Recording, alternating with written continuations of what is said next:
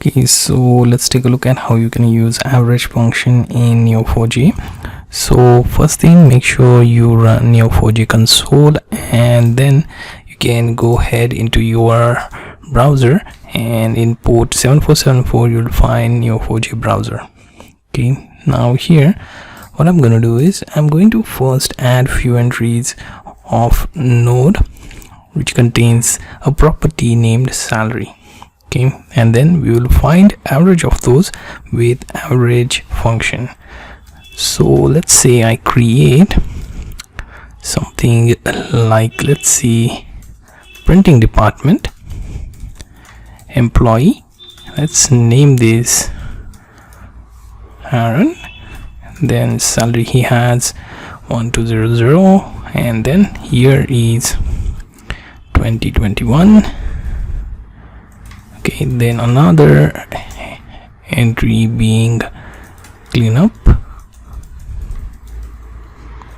and we have name, let's say chain, and we have salary 2000 2020. Okay, now let's add these two nodes with employee property. Okay, now we added that.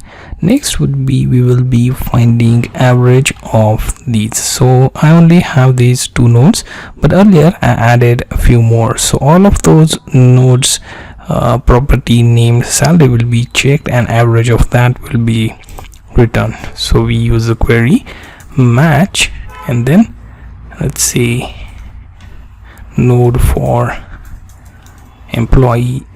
Okay, so employee label will be searched, and then we return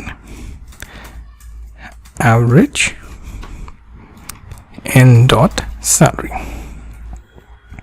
So that average salary will be returned. Let's run this, and you will find that average salary is 3683.33.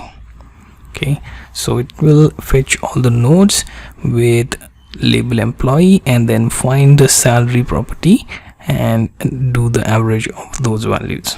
So you get the idea how to use average function in Neo4j's aggregate functions.